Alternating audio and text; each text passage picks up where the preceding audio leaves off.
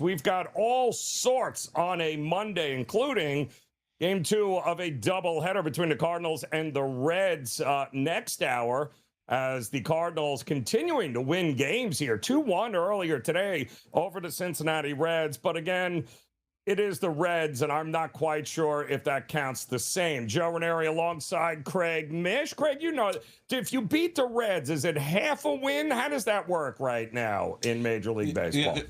They're handing out .80 wins if you beat the Reds and .62 if you beat the A's.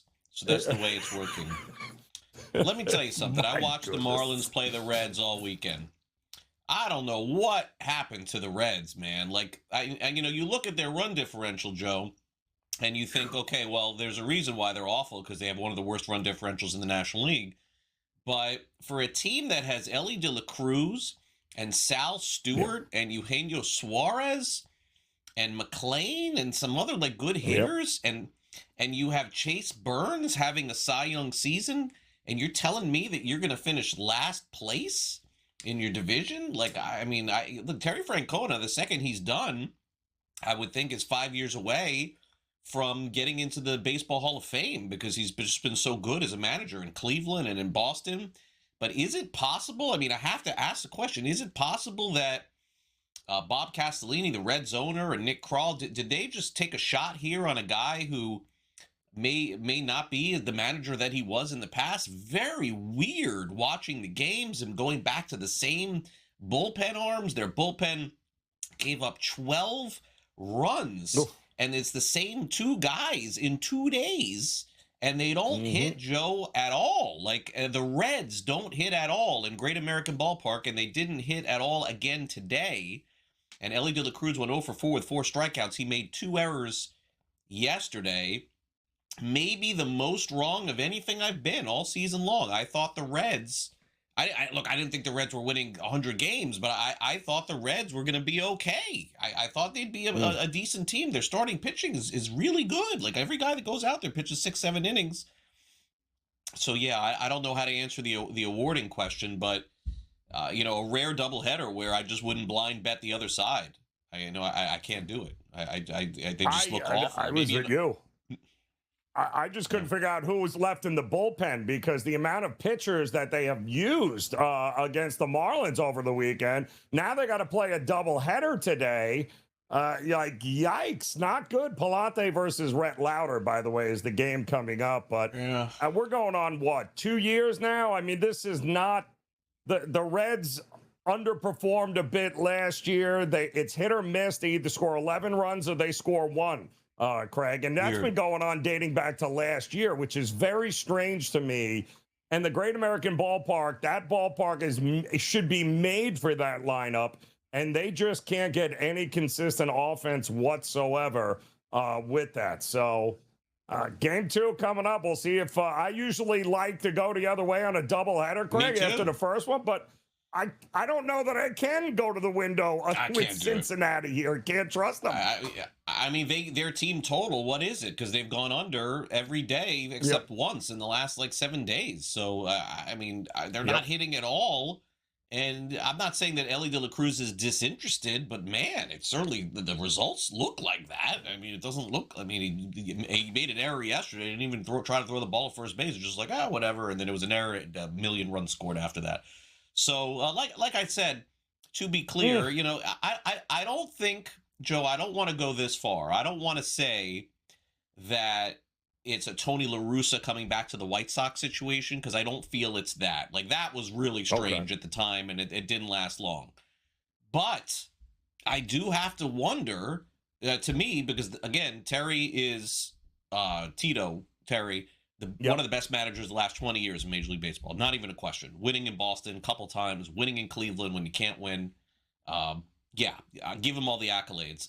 I don't know, man. I feel like they're going to have to look at what's going on there. I don't know if it's roster construction or whatever, but it's such a dedicated baseball city and such a dedicated baseball town to be this bad.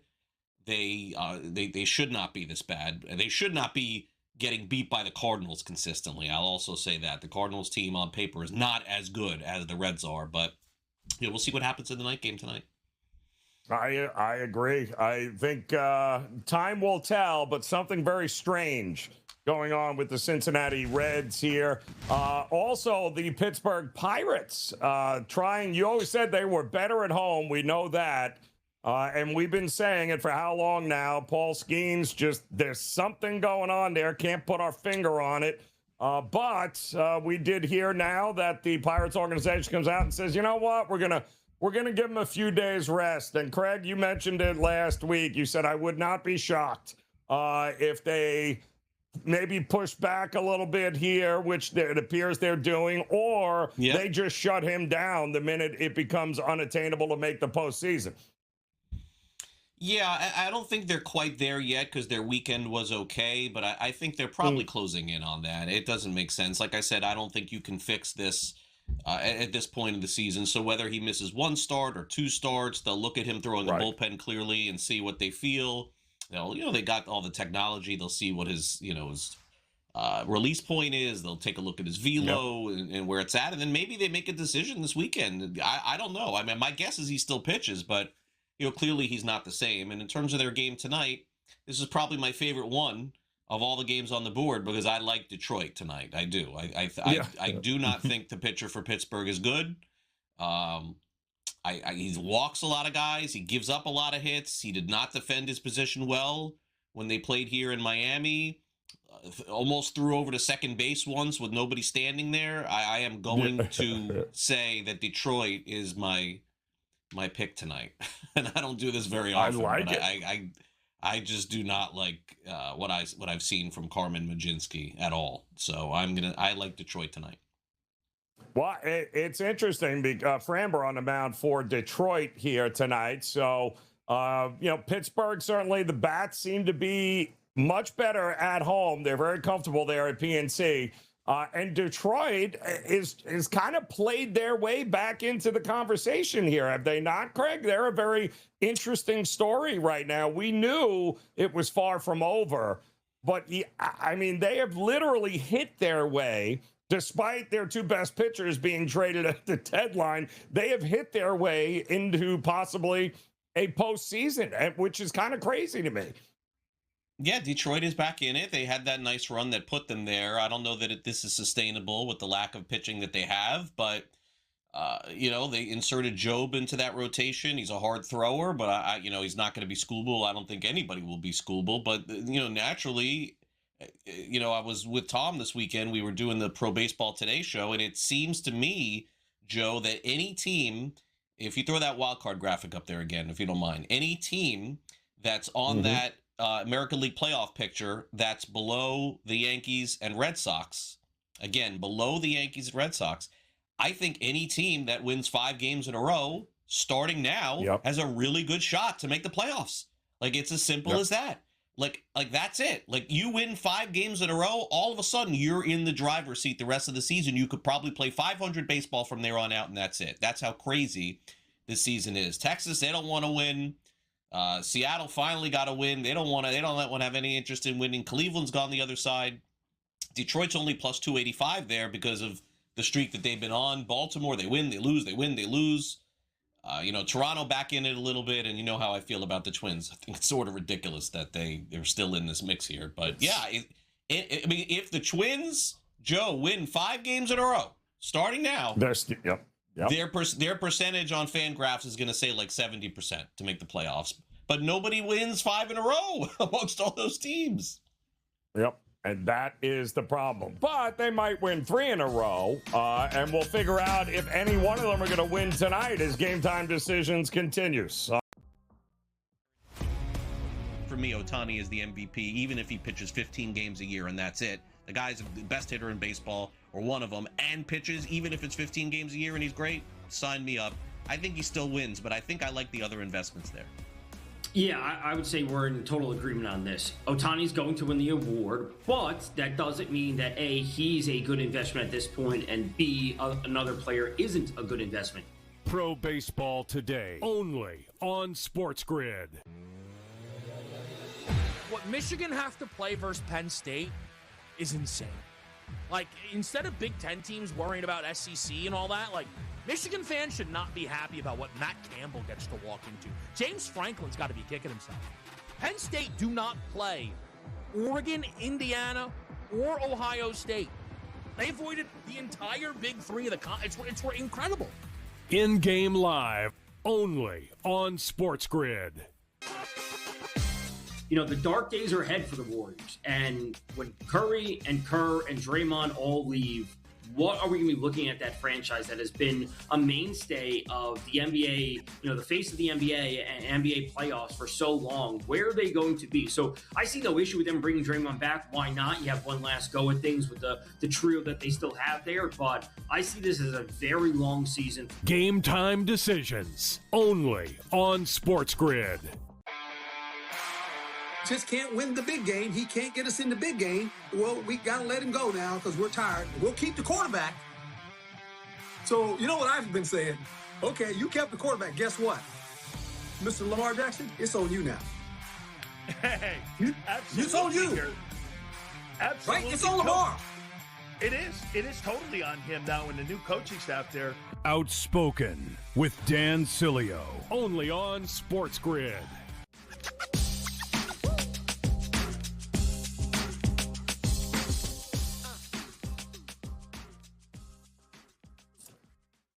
All right, welcome back in Game Time Decisions here on the Sports Grid Network, as we've got plenty of Major League Baseball coming up here tonight. We'll get you set up for all the games. A lot of news and notes coming out of a Week 1 preseason. Really, injuries continue to be the big story here, keeping your eye on your favorite team as the preseason moves on into Week 2. And as a Jet fan, I was mentioning earlier that once again, we can't even make it out of the preseason without some sort of bad news happening. And Breece Hall, their running back that they just signed for an additional $14.5 million in new money, without a contact, apparently untouched, dropped. They're saying it is a groin injury. They're not sure how severe, waiting for the results to come back. But this is why Jet fans can't have nice things, Craig. I'm just going to say it. I fully anticipated at least being able to get to Week 3 before I said the season was over. But we may not make it out of preseason. Geno Smith's already hurt. He didn't play. Kid Klubnik played in the first preseason game. And now Breece Hall is not being touched, and he's got a groin injury. So just like that, not going well so far for the New York Jets. No, and, you know, I think that we'll have to get the results. They'll do an MRI no matter what they say. They'll do an MRI. We'll find out tomorrow probably of that. I don't think Breece Hall's a huge factor in what the Jets do. I don't think it's going to make a difference. I just don't think Breece Hall, I hate to say it, Joe, I don't think he's that good. As a rookie, I thought he's going to be the very best running back in the NFL. But the last couple of years, even when he has been healthy, I mean, the guys playing behind him sometimes look better than him. And they gave other guys opportunities too. So there's so much time between now and the regular season. There really is. There's still plenty of time for him to get ready. But I think the bigger injury, and the injuries have piled up in particular to one team, it seems to be the Arizona Cardinals, because I think they've lost now almost all the guys who they took early in the draft. Jeremiah Love, now that's a high ankle sprain. That's diagnosed. That's a month. So if you're the Cardinals, and you're arguably one of the worst teams in the NFL, if you're not as bad as Miami or Cleveland or maybe somebody I'm forgetting, it would seem to me that Arizona is now there. So I would say that the Cardinals, to me, would have no rushing for Jeremiah Love, no reason to do that whatsoever. And as you can see there, fewest regular season wins. Arizona now sticks out like a sore thumb there after all of these injuries. So that does make some sense. Cardinals, I don't know, Chris, you could tell me who's on the depth chart behind Jeremiah Love at running back. Not that it really means all that much, but it's Jacoby Brissett. And it is Marvin Harrison, and then James Conner's back again. Oh, yeah, Trey Benson. Yeah. I thought that was my fantasy guy. What a bust he was. Yeah, Algier probably will get the majority of the carries while he's out, but it is Jacoby Brissett, Joe. Like, Jacoby Brissett last year for about 6 or 7 games decided that Michael Wilson is going to be his best friend, and those two guys connected like I've never seen any connection before. I would guess that'll happen again.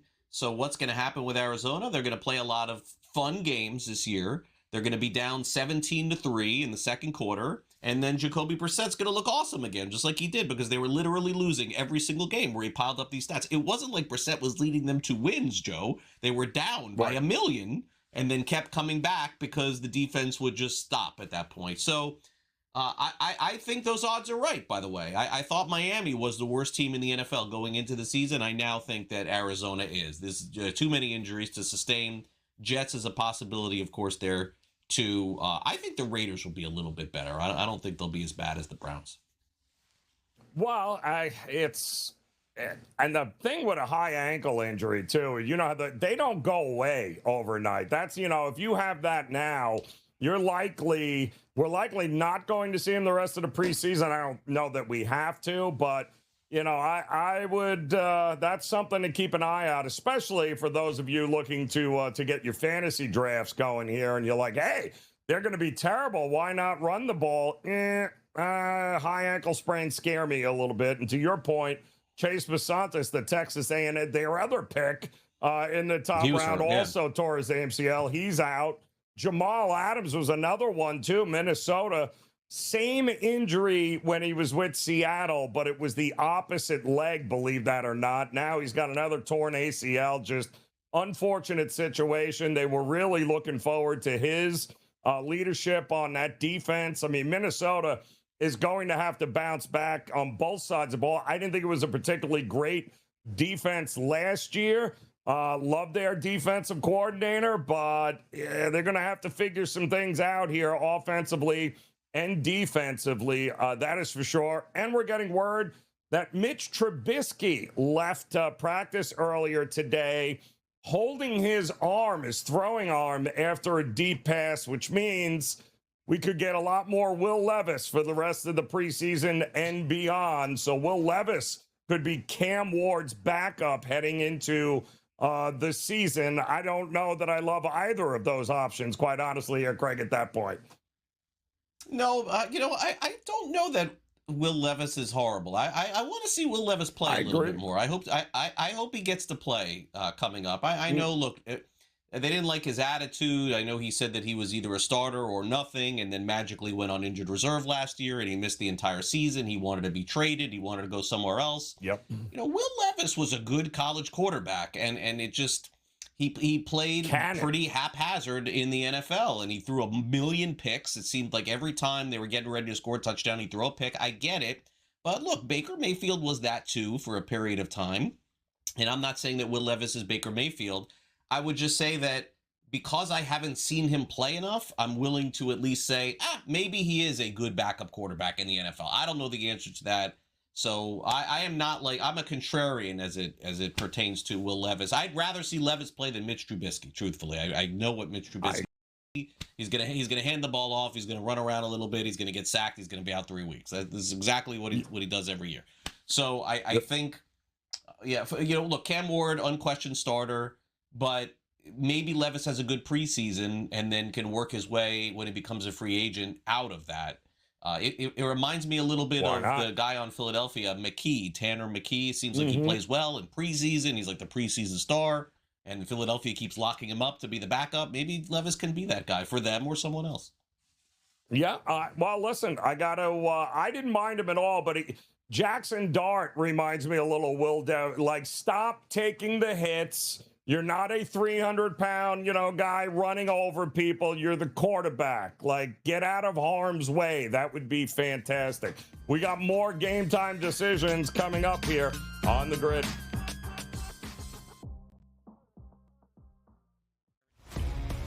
For me, Ohtani is the MVP, even if he pitches 15 games a year and that's it. The guy's the best hitter in baseball, or one of them, and pitches, even if it's 15 games a year and he's great, sign me up.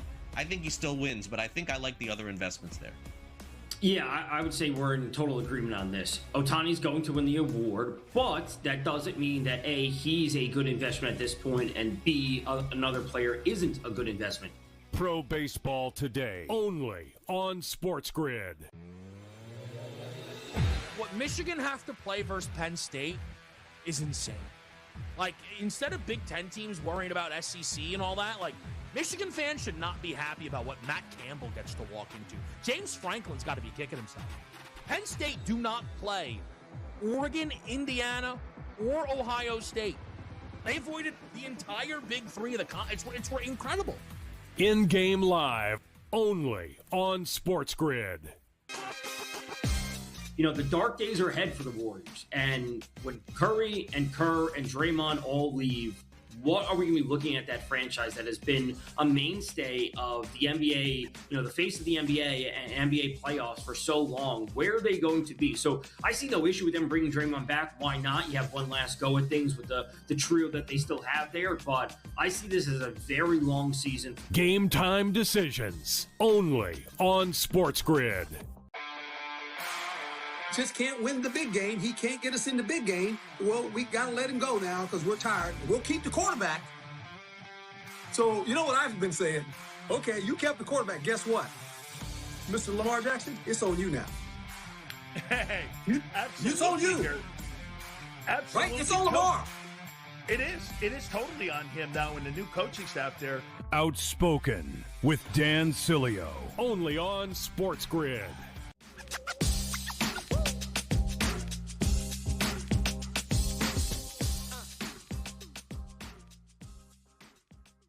All right, welcome back in. Game Time Decisions here on the Sports Grid Network. Joe Raineri alongside Craig Mish as we're getting you ready here on a Monday. Big slate of Major League Baseball coming your way here tonight. And sad story over the weekend, too. Tommy John passed away there. Craig, 83 years old. Yes. A lot of folks don't realize just how good a pitcher he really was. They're just like, isn't that the surgery? Yeah, well, it was named after Tommy John. Exactly that. I don't think he quite got the 300 wins. Was he 288? No. Career, Oh, how many did he have? Yeah. Was it 288? 288. Yeah. Yep. Yeah, I crossed Dodgers, paths with a lot of these Yankees. guys. Yeah, I met Tommy John. You know, I can't say that I knew him or that he would know me. I can't say that. Fortunately, just being in baseball, I've pretty much met them all. Like, I would say I've interacted with them all. He's one of them that I interacted with.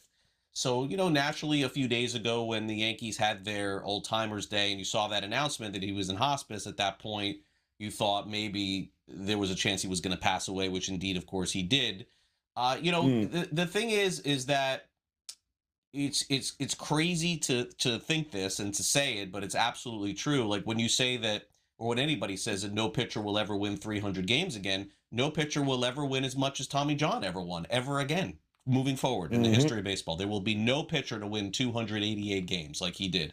Yep. And so, you know, the Hall of Fame right now, it's going through this transition of not rewarding longevity and rewarding players who did it at a very high level, maybe for a shorter period of time, where they used to call it compilers, guys who compiled stats worked their way into the Hall of Fame maybe 10, 15 years ago. Now it's like your peak had to be incredible to get into the Hall of Fame. So I think that's what hurt him. Maybe eventually from a pitching standpoint, he gets in because of the surgery being named for him and because of the stats, but he was never a high strikeout guy, Joe. He was never going to get 3,000 strikeouts.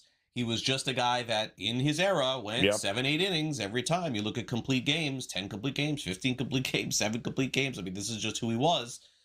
The game has just changed so significantly. Guys like that just can't pitch. They can pitch, but they will not pitch anymore in Major League Baseball because baseball has decided that putting the ball in play is the worst thing you can do as a pitcher.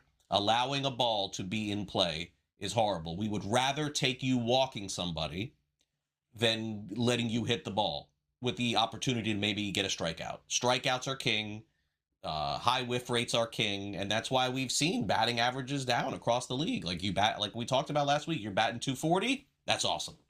240, that was 280. Now 240 is like, wow, Mike Trout's hitting 240. Oh, he's having a terrible year. Well, that's actually a pretty good year in baseball. So yeah, rest in peace, Tommy John. And, you know, certainly in the 80s, Joe, growing up in the 80s, had a chance to see him pitch many years with the Yankees. And then before that, you know, before I saw him pitch with the Los Angeles Dodgers. Dr. Frank Jobe. I'll never forget that name. You know, he had, when he had the surgery, he was the first, that's why it's called Tommy John surgery. But Yeah, he won he was the first one. 164 games after that surgery. I mean, he played 26 years. So, I mean, think about it. He had that surgery in 1974. 26. I think he was on the Dodgers. He wasn't a Yankee then. I think he was a Dodger. No, Dodgers. Right? Absolutely. He was a Dodger first. And one of my favorite Tommy John stories when he did an interview back when it was Matt Harvey and the Mets. And I believe it was Scott Boras was his agent. Remember Scott Boras told the Mets, yeah, he's not pitching more than 100 and something innings or anything and that. And the Mets actually had a pretty good team that year. And I remember he went absolutely ballistic in an interview saying, who the hell is Scott Boras, Matt Harvey? You work for me, Scott. I don't work for you. I was like, yeah, let's see how long that goes. It was just such a different era. But the idea that you were going to dictate what a pitcher was going to do to his generation was just not, yeah or not. He's like, I won 164 games after the surgery and my arm never hurt once after that. But he also didn't throw 100 miles an hour, did he? No, and look, Burt Blyleven struck out a lot more guys than Tommy John did, but other than that, I mean, their careers are very similar in terms of, and Blyleven's a Hall of Famer. Not that, anybody streaming this knows who either of those two guys are, but Burt Blyleven was a really good pitcher, deserves to be in the Hall of Fame, but what really was the difference between those two guys? Not a lot. And one is in the Hall of Fame and one not. I mean, we could play this game with everybody, of course. Of course. But I do think that eventually through one of those committees that they have, I forget what they call it, but it's not even Veterans Committee anymore. It's like the Classic Committee or the it's the different era committees. So I would say that Tommy John probably was at his peak in the 70s committee, I would guess. And so when they have that again, I would think that there's a chance that he gets into the Hall of Fame. But as of right now, still on the outside looking in. 288. I mean, another 12, and he's already in there. Crazy. Game Time Decisions continues here on the Grid.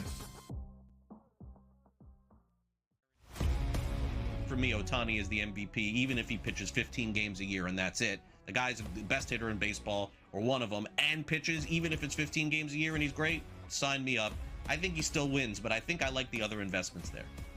Yeah, I would say we're in total agreement on this. Ohtani's going to win the award, but that doesn't mean that A, he's a good investment at this point, and B, another player isn't a good investment.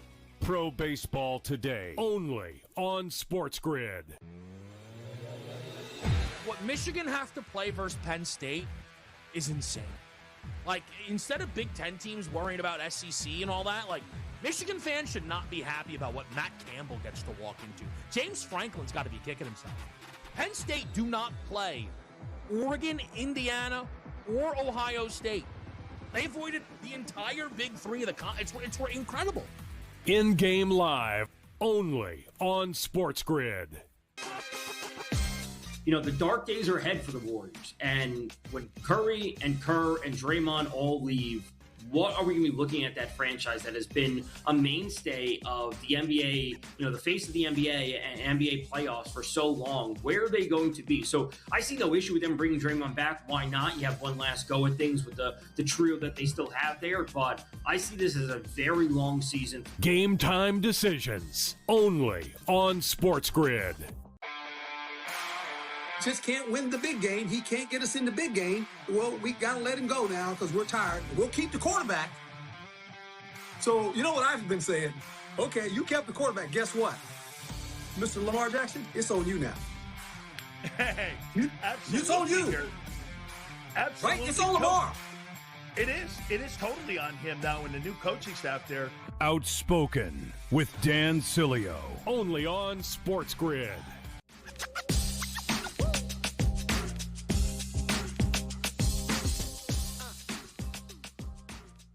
All right, welcome back in Game Time Decisions here on the SportsGrid Network. A very happy Monday to you. Joe Raineri alongside Craig Mish, as we've already got one game in the books here today. Game one of a doubleheader between the Cardinals and the Reds. Cards win 2-1, and just like that, putting together a nice little winning streak. Heck of a weekend against the division rival Chicago Cubs as well there, Craig. Now they get the first game of this doubleheader. They got Palante, who's been very good, coming up in the nightcap against Rhett Latter. And dare I say, could there be a sweep involved here? And the Cardinals, all of a sudden, just won't go away quietly. And, oh, yeah, if you keep bringing up rookies that hit 3 home runs his first 3 at-bats of his career, that might have been the most outrageous thing I've ever seen before, Craig. That was crazy. You know what was funny was, this weekend, we kind of had, which is rare around these areas, with the Marlins being gone and not much happening, we kind of had a quiet weekend. I was only on Sunday. Now I'm starting yesterday. I'm working 20 straight days, so that's over. But I did have a quiet Saturday, and so I was like, I told my son, I'm like, over at the Broward County Convention Center, there's like a card show. He's like, okay, like kind of into cards. I'm like, do you want to go to the card show and just like check it out? So he was like, I don't want to go. I'm playing MLB The Show. I'm like, no. You're not doing that all day. Let's go. Yeah. So I took him to the card show. We looked around. He didn't want to go. He knows what cards are now, Joe. In the thousands. To get a good card, whatever. Yep. But he's like, let me experiment and get a few. He got a Drake Baldwin numbered card. Yep.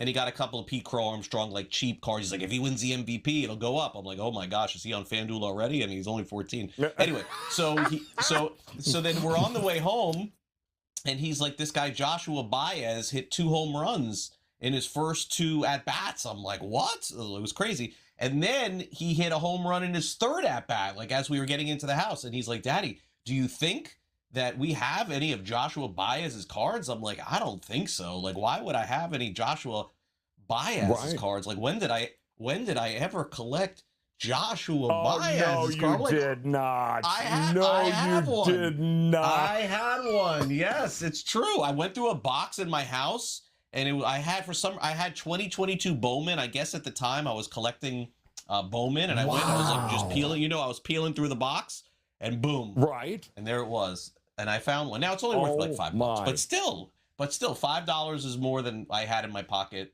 yesterday. So, long story short, at least I gave you the good reveal at the end there that I did.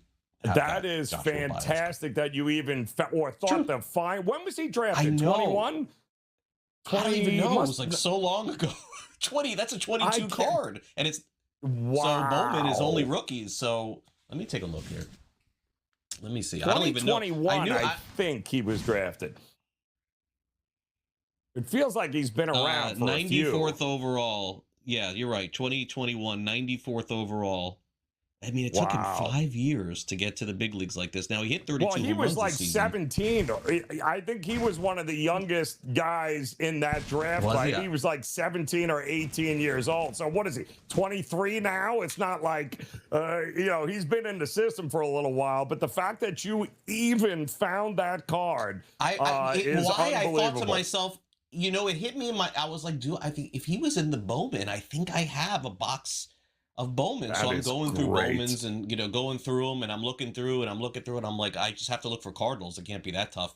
And then boom. Wow. And then I found one there. So yeah. So I was like, look, and he's like, no way. I'm like, yeah. He's like, how much is it worth? I'm like $5. It's not a chrome card. They went ballistic too. They went ballistic during that game after he hit the third one. It was great. Yep. You think Boyd had any drinks after the game, Joe? You think he took down a few? Yes. Did they let him give up 3 home runs to that guy? That's crazy. And all very similar pitchers, too. Like, if you're going to stop and the fourth missing. One, too. He almost hit the fourth one out. It's like, stop. They threw it to him in the same spot. Throwing the ball. Unbelievable. Like, make an adjustment. Stop doing it. My goodness. That was a heck of a weekend. He didn't get a hit in game 1 here. We'll see how he does in game 2 coming up here next hour as the Cardinals will try to keep winning games. I will say that kind of thing, Baez, he could hit 20 the rest of the season. He could hit none. But I would tell you that short term, that's a little bump for the Cardinals. The Oh, Cardinals yes. are feeling good about that. That's a vibe bump now where they're feeling like, hey, we got this kid. He may be great. He had 32 in the minors. He had 3 in the big leagues. Everyone's coming to the clubhouse happy. And these are human beings, Joe. And if you can get any bump in the month of August, you take it. So it's like maybe the first time all year I'm looking at the Cardinals going, they may go on a little run here because of this. They may feel really good about themselves. It's like making a trade for a player, even though it may or may not work out. You feel like something extra is in the clubhouse. So I'll be curious to see how they do. But they only scored 2 runs today off, to me. Yes. Unfortunately, I hate to say this, but one of the worst performers in Marlins history, Kent Emmanuel. He had one of the worst pitching seasons I can ever recall as a Marlin. I cannot believe he made his way back to the big leagues, Joe. You want to look up some stats? Have yourself a look at that guy's stats. Prior to today, I was shocked that he pitched today. Oh, my gosh. I love it. But they're only, I mean, listen, 3 games out of that final wild card spot. They're right there. Arizona's a game out, right? They're battling with the Padres. Padres back on the road again here tonight against the New York Mets. This feels like they've been on the road for a while. I think this is their 3rd series on the road, the San Diego Padres. And when does that start wearing on teams, Craig? Is it usually these long road trips here like this? You know, we've seen so much streakiness over the course of the season that it's hard for me to say that now all of a sudden teams are going to go on streaks, because it's been streaks all year. That's what's been the story, I think, in baseball this year. But I think for a team like the Padres, it really doesn't matter all that much. You know, they're sort of built to win now that they made those 2 trades, and they're since the All-Star break, they're one of baseball's best teams. Arizona's been really good too. I think it's going to be a fight to the finish. You know, Tom, he was saying to me that he thinks the Phillies are the odd team out in that National League West. I don't think so. I think Phillies are getting in. I don't know who it's going to be over Arizona or San Diego, but I think the Phillies are too good to not make the playoffs. I think Philly will. Of course, I'm hoping the Marlins do, but in order for them, I was talking to somebody about this today. I think look, the Marlins have Arizona in front of them with 3 games, and they have San Diego in front of them with 3 games, so they're going to play them. But they have to win a game in Philadelphia, I think, this week. They can't go, and it's going to be tough, but they can't go 0-3 in Philadelphia. Philly's going to be minus 250 today. They're going to be minus, I don't even know what, tomorrow. Yep. And then Sandy goes for them on Wednesday, but Nola's pitching great too. So that'll be the one I think that they have the best chance to win. Miami did sweep Philadelphia in Miami, but all those 3 games, Joe, Philly was winning all of them, and then Miami came back and won. So I just need the Marlins, Joe, to stay alive, win one of the 3. If they win 2, fantastic, but just win one of the 3. Don't get swept, because if they get swept, I mean, Joe, that's automatically 3 more games behind the Phillies. That would be 6, you know, like so, and 6 with 30 games to play. That's not enough.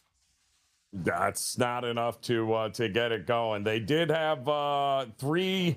They went 2-1 against the Guardians. Now they got the Mets here tonight. They are hitting the ball well, but newsflash, so are the Mets, and the Mets have a pretty good pitcher on the hand. You know, your guy, Oklahoma State Cowboy, in fact, McLean is going tonight for the New York Mets. Stock against was good, Walker by the way, Buehler. this weekend, right? Robert Stock was good.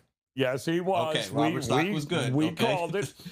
Nice They'll little give you bounce no back. credit, by the way, in the control room, but that's fine. I will. No, they're mad at me will for give Tampa you Bay. absolutely It's okay. no credit. That's fine. Yeah, that's fine. But Walker Buehler tonight versus McLean. And listen, there was a point where you were like, "I'm not betting the Mets unless McLean's on the mound." McLean, I will. Yes, low scoring game, very low scoring game tonight between these 2 teams. I don't love Walker Buehler, but Craig Stammen, he's the manager of the Padres. I've seen how he's been operating with Buehler all season long, Joe. He watched after the first time through. He's ready to pull the plug on Walker Buehler. He's going to do it. It's 4 or 5 innings, and that's it for Buehler, no matter what. We got an under. More game time. For me, Ohtani is the MVP, even if he pitches 15 games a year, and that's it. The guy's the best hitter in baseball, or one of them, and pitches, even if it's 15 games a year and he's great, sign me up. I think he still wins, but I think I like the other investments there. Yeah, I would say we're in total agreement on this. Otani's going to win the award, but that doesn't mean that A, he's a good investment at this point, and B, another player isn't a good investment. Pro Baseball Today, only on SportsGrid. What Michigan have to play versus Penn State is insane. Like, instead of Big Ten teams worrying about SEC and all that, like, Michigan fans should not be happy about what Matt Campbell gets to walk into. James Franklin's got to be kicking himself. Penn State do not play Oregon, Indiana, or Ohio State. They avoided the entire Big Three of the it's incredible. In-game live, only on SportsGrid. You know, the dark days are ahead for the Warriors. And when Curry and Kerr and Draymond all leave, what are we going to be looking at that franchise that has been a mainstay of the NBA, you know, the face of the NBA and NBA playoffs for so long? Where are they going to be? So I see no issue with them bringing Draymond back. Why not? You have one last go at things with the trio that they still have there. But I see this as a very long season. Game time decisions, only on SportsGrid. Just can't win the big game. He can't get us in the big game. Well, we got to let him go now because we're tired. We'll keep the quarterback. So, you know what I've been saying? Okay, you kept the quarterback. Guess what? Mr. Lamar Jackson, it's on you now. Hey, absolutely. It's on you. Absolutely. Right? It's on Lamar. It is. It is totally on him now and the new coaching staff there. Outspoken with Dan Cilio, only on SportsGrid.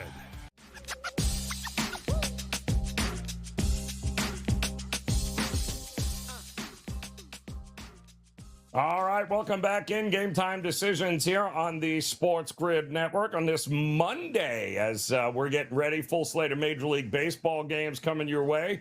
Joe Raineri alongside Craig Mish here. And as we are getting in, again, anybody's game, Craig, and we've talked about it here, there is plenty of opportunities over the next couple of weeks for teams really to take control, both American League and National League, really.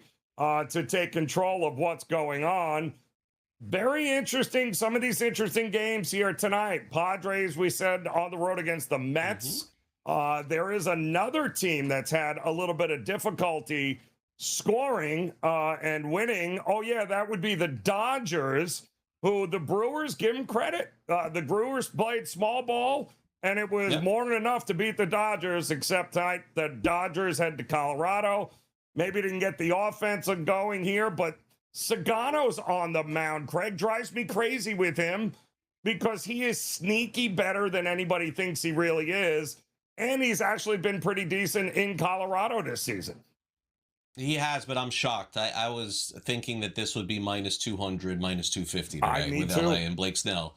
I am very surprised. I mean, you may not be able to get this Dodgers price, the rest of the season with Blake Snell, but it doesn't make sense, this line. It's very strange, Joe, because the Dodgers are minus 182 and the total is 11. So it's not like they're telling you Sugano is going to pitch amazing or anything like that. Now, it is a little juiced toward the under 11 at minus 120 as I see here. But I don't see Colorado winning this game today. And Hunter Goodman has not played, I think, in days. And he's easily their best hitter, too. So, look, I've as long as I've been here 8-9 years, I've never said ever take a minus 170. So I'm not going to start today. I'm just saying that I can't figure out why this line is so short. I fully expected LA to be minus 200 all three games in the series, especially the first two games in the series. And here they are, and they're minus 170 to start the first one. So maybe they know something I don't tonight. Well, I mean, the Dodgers 5-10 in the month of August. They're coming off of losing 3 or 4 against Milwaukee, which a lot of people think is absolutely a possible matchup coming up for the National League pennant in the postseason here. Snell had a nice out. What did he strike out? Like 10 his last time out, something along those lines. But okay, much like Pittsburgh, you have said Colorado not really good on the road, but at home they're a better team. Very frisky at home here. Absolutely. So, they're gonna beat LA one of the 3 games. I mean that's the deal. Right. I mean the Rockies win more than 30% of their home games. They do. This is not an A's situation. With the Rockies, every year they can lose 100, but they always seem to play 500 ball at home. I think on the season they're not going to be 500, but they're going to be close. So, and they'll be horrible on the road. But I do think they'll pull off a win in the 3 games. I don't think it's going to be tonight. I don't think this is the one, though. I don't know that it's an over either, though. 11 is it's 10 at and a half price. now. 10 and a half. Yeah, I don't know. I mean, because if you think Snell's going to dominate, then that's a lot to ask for a Dodgers team that offensively they're 5-10 in the month of August. So I think they're not playing well. That's part of it. No, yes, that's definitely not. Still though. I mean, look, and Carros, they have McCarthy. They have some decent hitters. But Goodman, far and away, it's like take the best player off a bad team, and that's what you got tonight. It's like take Nick Kurtz off Sacramento. What are the A's? Goodman, I don't know how many home runs he has, but he's been on pace for like 35, 40 home runs. And I have to check. Obviously, maybe we could check and see if he's in the lineup in an hour from now. But he did not play Saturday. He did not play Sunday either. Yeah, and that's a big part of their offense. So and by the way, they just slightly haven't played good defense. Ohtani is pitching now in the bullpen. They're expecting him back before the end of the regular season. But my goodness, they still have plenty of reinforcements coming their way. I wouldn't yell at anybody wanting to lay a 1.5 on the road with the Dodgers here tonight. I get it, but I tend to think that fewer runs, not more. And Goodman is back in the lineup here tonight there, Craig. Right. So that's worth a few cents. That's worth a few cents, 3-4 cents probably. Dodgers are probably minus 181 if he's in. I mean, he's the biggest power threat they have. But still, again, I can't do it tonight. Look, I'll find a dog before we're done here, but I'm not going to do Colorado. Oh, I can't do Colorado either. But I'm going to test you when we get back here because I do think there is a dog worth looking at. It goes against everything that you have told us on this show for the last couple of weeks when it comes to this one team in the American League. But judging from how they've looked, maybe you'll change your minds. We'll go over that team. We'll talk about that game as Game Time Decisions continues here on the Grid.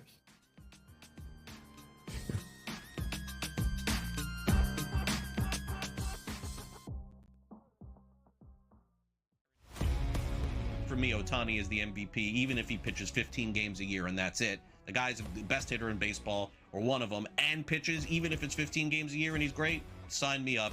I think he still wins, but I think I like the other investments there. Yeah, I would say we're in total agreement on this. Ohtani's going to win the award, but that doesn't mean that A, he's a good investment at this point, and B, another player isn't a good investment. Pro Baseball Today, only on SportsGrid. What Michigan have to play versus Penn State is insane. Like, instead of Big Ten teams worrying about SEC and all that, like, Michigan fans should not be happy about what Matt Campbell gets to walk into. James Franklin's got to be kicking himself. Penn State do not play Oregon, Indiana, or Ohio State. They avoided the entire Big Three of the it's incredible. In-game live, only on SportsGrid.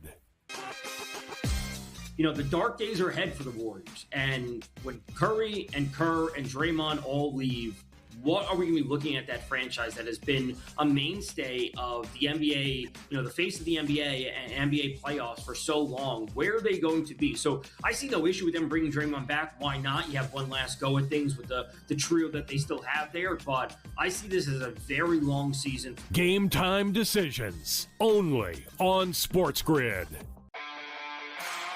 Just can't win the big game. He can't get us in the big game. Well, we got to let him go now because we're tired. We'll keep the quarterback. So, you know what I've been saying? Okay, you kept the quarterback. Guess what? Mr. Lamar Jackson, it's on you now. Hey, It's on you.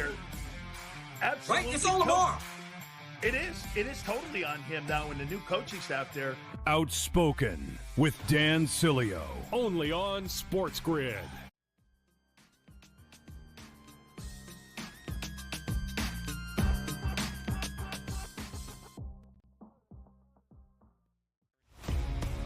for me, Ohtani is the MVP, even if he pitches 15 games a year and that's it. The guy's the best hitter in baseball, or one of them, and pitches, even if it's 15 games a year and he's great, sign me up. I think he still wins, but I think I like the other investments there. Yeah, I would say we're in total agreement on this. Ohtani's going to win the award, but that doesn't mean that A, he's a good investment at this point, and B, another player isn't a good investment. Pro Baseball Today, only on SportsGrid. What Michigan have to play versus Penn State is insane. Like, instead of Big Ten teams worrying about SEC and all that, like, Michigan fans should not be happy about what Matt Campbell gets to walk into. James Franklin's got to be kicking himself. Penn State do not play Oregon, Indiana, or Ohio State. They avoided the entire Big Three of the conference. It's incredible. In-game live, only on SportsGrid.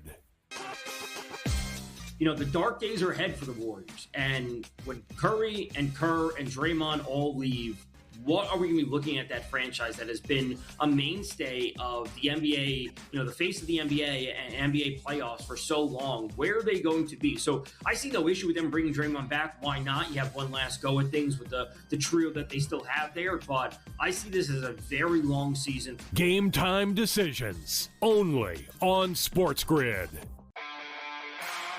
Just can't win the big game. He can't get us in the big game. Well, we got to let him go now because we're tired. We'll keep the quarterback. So, you know what I've been saying? Okay, you kept the quarterback. Guess what? Mr. Lamar Jackson, it's on you now.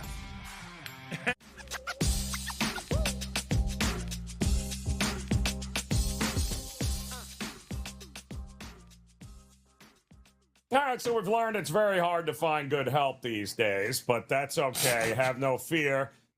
We can get it going. Game time decisions here on the SportsGrid Network. Joe Raineri alongside Craig Mish, and I'd like to say we have the A-team behind us here, Craig, but we were given some misinformation there. I don't know, feels like 8 minutes ago now. But apparently Goodman is not in the lineup for the Rockies tonight. Is that what you're seeing as well? Yeah, you know what? In Chris's defense, he was only scratched several minutes ago. Like, it wasn't that long ago. We said that Goodman was catching tonight for the Rockies. What was funny was very interesting that while we were talking, the line, because what I do for some reason when I don't have games, I just throw FanDuel on the board here. So I'm looking right now. Not that I'm promoting FanDuel, DraftKings, or anybody else, but it's just easy to pull up the sports book for me on my big screen. And remember when you said to me the line was 11, and I'm like, no, it's 10.5. Because it disappeared, and then it came back up, and then at that moment I looked online, and then there it was. So Goodman is actually worth like a half a run, I think, and by the way, a little bit of odds too.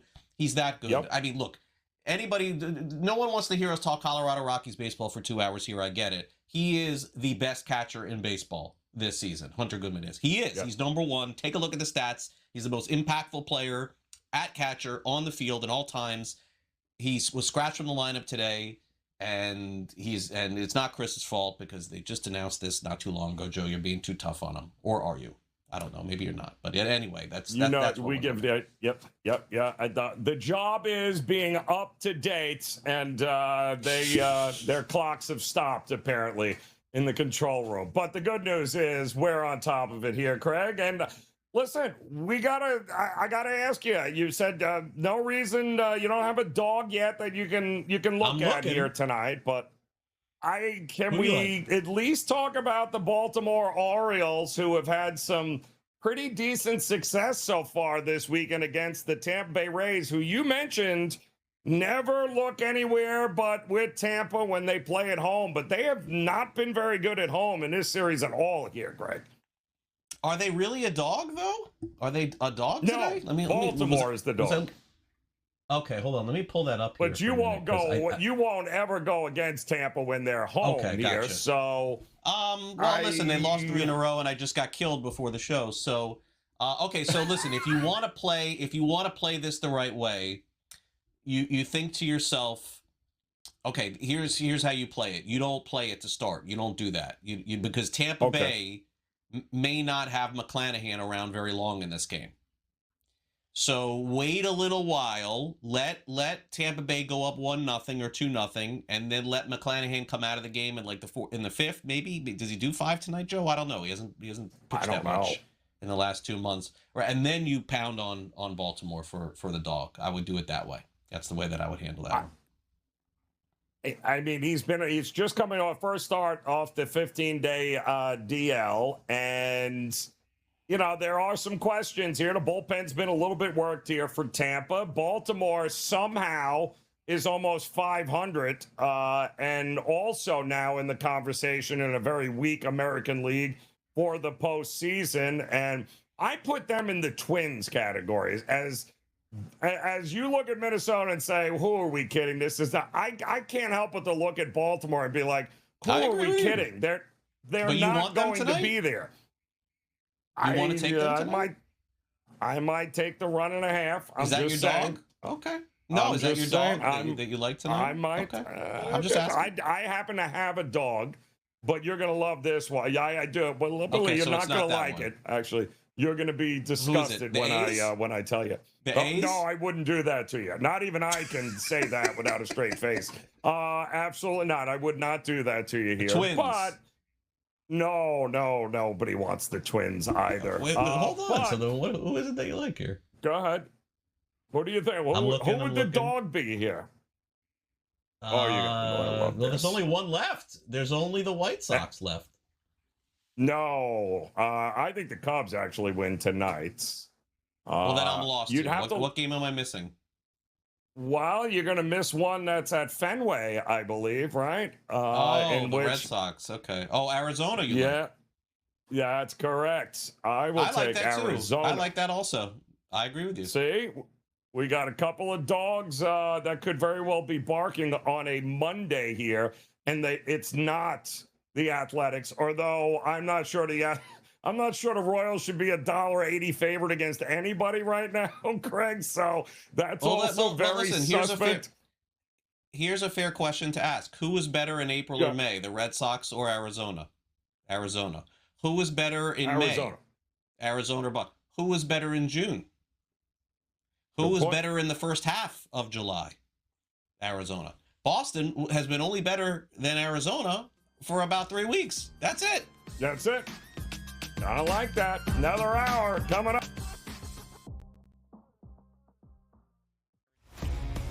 For me, Ohtani is the MVP, even if he pitches 15 games a year and that's it. The guy's the best hitter in baseball, or one of them, and pitches, even if it's 15 games a year and he's great. Sign me up. I think he still wins, but I think I like the other investments there. Yeah, I would say we're in total agreement on this. Ohtani's going to win the award, but that doesn't mean that A, he's a good investment at this point, and B, another player isn't a good investment. Pro Baseball Today, only on SportsGrid. What Michigan have to play versus Penn State is insane. Like, instead of Big Ten teams worrying about SEC and all that, like, Michigan fans should not be happy about what Matt Campbell gets to walk into. James Franklin's got to be kicking himself. Penn State do not play Oregon, Indiana, or Ohio State. They avoided the entire Big Three of the it's incredible. In-game live, only on SportsGrid. You know, the dark days are ahead for the Warriors. And when Curry and Kerr and Draymond all leave, what are we going to be looking at that franchise that has been a mainstay of the NBA, you know, the face of the NBA and NBA playoffs for so long? Where are they going to be? So I see no issue with them bringing Draymond back. Why not? You have one last go at things with the trio that they still have there. But I see this as a very long season. Game time decisions, only on SportsGrid. Just can't win the big game. He can't get us in the big game. Well, we got to let him go now because we're tired. We'll keep the quarterback. So, you know what I've been saying? Okay, you kept the quarterback. Guess what? Mr. Lamar Jackson, it's on you now. Hey, It's on you. Absolutely. Right? It's on Lamar. It is totally on him now when the new coaching staff there. Outspoken with Dan Cilio, only on SportsGrid.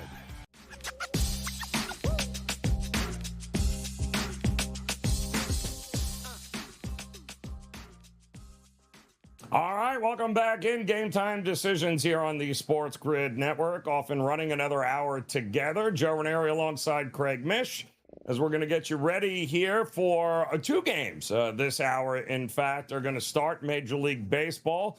You got game 2 between the Reds and the Cardinals. And then, of course, Philadelphia at home. Hit or miss with them lately, taking on the Miami Marlins. Christopher Sanchez taking on Junk in that one. And then kind of the floodgates open from there after the top of next hour. But interesting couple of games here, I think, Craig. We talked Dodgers and Rockies last hour. We talked about the Kansas City Royals being $1.80 favorite. Yes, because it's the Athletics. 180. What else would it be? 180. That is just absolutely absurd. They should be not $1.80 favorite against anybody at that point. And we also talked about maybe Tampa regressing here a little bit, and could the Baltimore Orioles sweep and take 4 games in a place that a lot of teams have not had any success this year, that being at the Trop. But you did talk about last hour, there was a game that you liked, and it involves Detroit and Pittsburgh. Yes. And I'm guessing you don't like Mazinski, right, with the Pirates there? No. But No. my question is, are runs coming in this game, do you think? I mean, neither team scores very much, but you know, the thing is that, look, Joe, the Pirates bullpen is better than what it was. They've added those players. They added like Bacher, who opened. I think Bacher opened yesterday, so I don't know that he'd be available. But they added Luke Weaver. They added Camilo Doval. But that doesn't fix the Pirates bullpen problem as a whole, because they still have 3 or 4 other guys, Joe, that they're going to have to pitch. And generally, when they're losing, Don Kelly, like most managers, if they are losing, is going to throw in the guys that are not very good in the back end of their bullpen. And so I don't love the total one way or the other. I could see Detroit getting a little bit after it tonight, especially if they have an early lead, which I anticipate they will. So I'm going to stay away from that. And by the way, you know, the Pirates offense, as you said, is pretty good. They'll get a little boost tonight. O'Neal Cruz is back in their lineup. Right. I mean, again, never know what guy's going to do after a rehab assignment. There's some people who said he didn't even look that good in his rehab assignment, so kind of hard to say. And their most powerful left-handed hitter tends to be Brandon Lowe too, and naturally Framber Valdez is left-handed. So you could lean a little that way, but I don't know. I just my lean tonight is Detroit in this game in particular. By the way, why are the White Sox minus 140 at the Cubs tonight? What am I missing here? I have no idea. The Cubs were a no, it's 1.5. I'm looking at the wrong thing. No, I'm looking at the wrong thing. I'm wrong. Okay, that's the run line. Okay, minus 150 versus Castillo. I was going to say I have to put you on hold and hurry up and make a bet here. I got the wrong odds. Yeah, I got the wrong odds. Yeah, because call me crazy. Although, listen, White Sox had a great weekend, right? I think a sweep over the weekend there for the White Sox. The Cubs have not been. They just got swept, so that's not great by the Cardinals here. But Castillo went 7, I believe, there his last time out against. Well, that's right. It doesn't count if you could throw 7 shutout innings against the Reds, right? Then we can just discount that by Castillo. So we're going to discount that. But it's, again, the Cubs to me are hit or miss. Which version shows up here tonight? And that's what worries me here, Craig. Definitely so. So, yeah, look, it's also historically when the Cubs play the White Sox, it is a little like A's, Giants. It is a little like Yankees, Mets. You kind of throw out everything because it is a rivalry game. And I could see the White Sox winning the series. I could. I don't know that tonight is the night that they win, but I could see the White Sox potentially winning the series just because these things tend to go sideways when they play each other. Also, I want to ask you about this line tonight, a little bit of a freaky line. Why is Atlanta only a light favorite tonight at Minnesota? What am I missing with this one? Is it because Lewis and Buxton are righties and that's not going to play into Martin Perez, who's a lefty? Is that the reason why? Ober has been okay, but is he very good? Like, No. I'm looking at this game. Shouldn't it be minus 110 on both sides? What am I missing here? Yeah. Why is Atlanta only minus 128 tonight? I don't know. I thought Atlanta's much better than Minnesota. Atlanta has advantages across the board here. Listen, Martin Perez has been phenomenal. We've talked about him, right? So I don't get it. I mean, he's been very good. Lineup. Now, granted, Atlanta has kind of let a few games over the last couple of weeks get away from him, but you had mentioned this 2 weeks ago, and it's still true. Matt Olson quietly having the season of the year right now, and nobody's kind of talking about him here. He's got 36 ribbies, 77 RBIs. He's hitting about 270 right now, and he has been phenomenal all year long.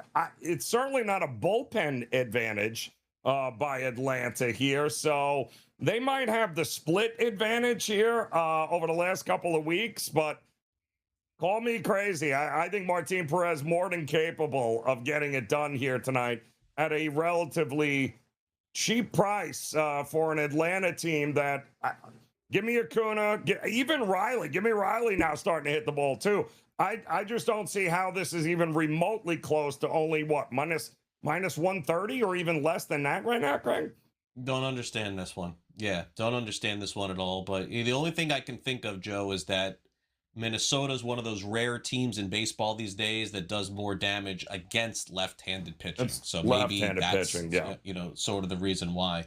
Miami does not have Joe Mack in their lineup tonight, which I thought was surprising to start the day. Didn't really understand why, considering he didn't play yesterday. They played Brian Navarretto behind home plate. And I thought maybe because it was a lefty, but my guys in Philly are saying that Mack is hurt. And Mack got hurt on a swing in Cincinnati on Saturday, and he's not going to play today, and I don't think he's going to play tomorrow. And then naturally they'll, maybe try to play him on Wednesday. But that's a hugely, hugely impactful player for the Marlins, Joe. He leads Major League Baseball in caught stealing percentage, and is second in baseball in catching, runner stealing, and he didn't play a single game in April. Think about that, how great he has been, and has some pop, and is really good against right-handed pitching. So, unfortunately, folks, that is a significant one for Miami. Now, his backup is Brian Navarretto, who's also a pretty decent catcher, but don't look up his stats. He's one of my favorite guys on the team. He's a ton of fun, Joe. He's one of my favorite guys, and he's a great guy, and he's awesome, and a buddy of mine. But I don't think he's hitting 100. So that's a difficult one. Hopefully he's back to catch Sandy's game on Wednesday, because that's a big blow for Miami. He's had a biggest impact of any player in baseball, I think, on their team as a rookie. Mack has had on Miami. I'm looking here, Craig, and I know he's had some issues, especially against lefties. But Jansen Junk, look at his last 4 starts here, Craig. I mean, the Padres, really the Mets, Atlanta, and Pittsburgh.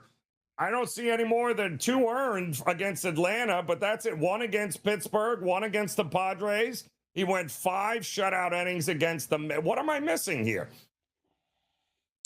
When lefties are hitting over 300, over 300 against him. Yeah, so the concern is that Philly is Schwarber, it's Harper, that. Right. It's if he was facing the Twins, you probably as a dog, right, you probably would say, yeah. I mean, I think Jansen Junk's got a good chance to win, and he did well against the Mets. And the Braves do have some lefties, but some of their guys are righties too, like Ronald Acuna Jr. and Austin Riley. But the Phillies are really Marsh, really lefty stacked kind of lineup. Turner hasn't had a great season. Stott's a lefty too. Yeah, this is a tough. You got tough a lot of lefties. Yeah, it's tough. And and maybe he gets through it. Hasn't exactly crushed lefties either, right? Lately? And you look at the runs the Marlins have scored.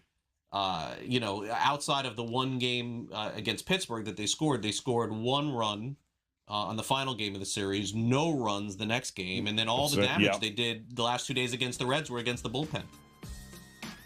Late in the game, too. It's a good point. All right, Game Time Decisions continues here.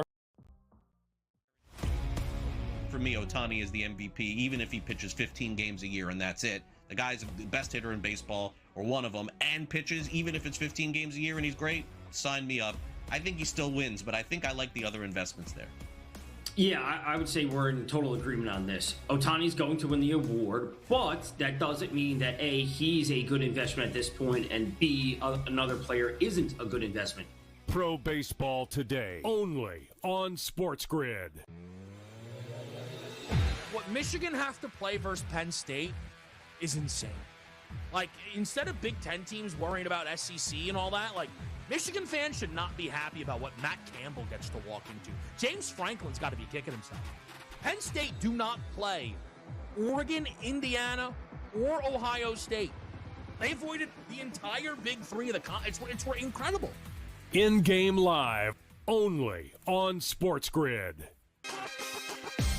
You know, the dark days are ahead for the Warriors. And when Curry and Kerr and Draymond all leave, what are we going to be looking at that franchise that has been a mainstay of the NBA, you know, the face of the NBA and NBA playoffs for so long? Where are they going to be? So I see no issue with them bringing Draymond back. Why not? You have one last go at things with the trio that they still have there. But I see this as a very long season. Game time decisions, only on SportsGrid. Just can't win the big game. He can't get us in the big game. Well, we got to let him go now because we're tired. We'll keep the quarterback. So, you know what I've been saying? Okay, you kept the quarterback. Guess what? Mr. Lamar Jackson, it's on you now. Hey, It's on you. Absolutely. Right? It's on Lamar. It is totally on him now and the new coaching staff there. Outspoken with Dan Cilio, only on SportsGrid.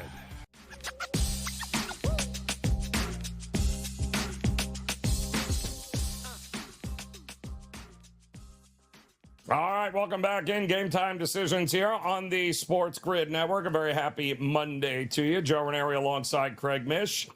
They are off and running in Tampa, in fact. Big American League East battle here between the leading Tampa Bay Rays there and the suddenly resurgent Baltimore Orioles. No score there. Bottom of the first. McClanahan gets his against Young. And, you know, thinking about it now, Craig, maybe over might not have been a bad situation here because I don't know how long McClanahan's going.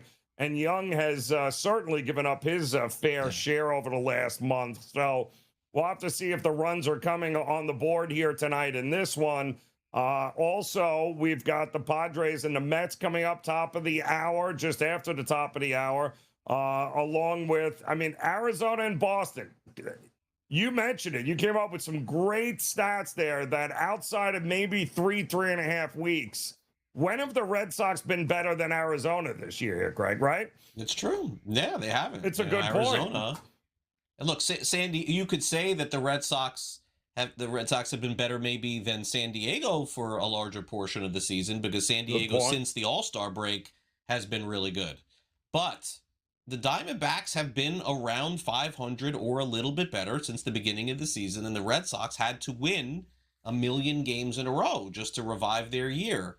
You brought up Brandon Pfaadt the other day. I didn't realize that scoreless streak. He still got it going, by the way. His guy has been amazing. Tremendous. And I think the Diamondbacks are a good team. When Tom asked me on the show yesterday who I thought was going to make the playoffs, I said I thought that the Cubs would get in via wild card. He thinks maybe division. I didn't think so. But he said Cubs.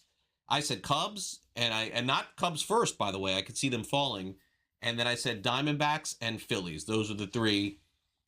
San Diego is playing better than all of them right now, and I get that, right. But I still think their team's a little. It's not that I dislike them. This literally could come down to the last day of the season, but I don't know. Something about the Padres this year doesn't make me feel warm and fuzzy like they have in years past. I think the Diamondbacks are better than the Padres, and I really do, in my heart of hearts, think Philly's going to get hot at some point, Joe. I mean, this roster, I know they got off to the awful start, and they brought in Mattingly. They won a bunch in a row. That got them back. It's almost like Boston, got them back to being good again.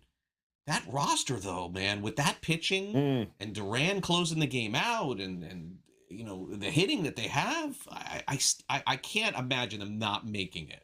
One of those three wild card spots. I'm giving Philly.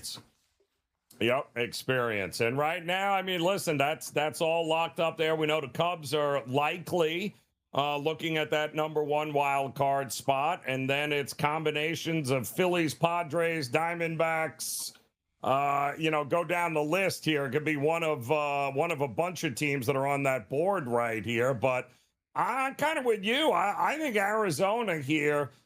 I don't like what I've seen from Boston. They're coming off a 2-5 road trip.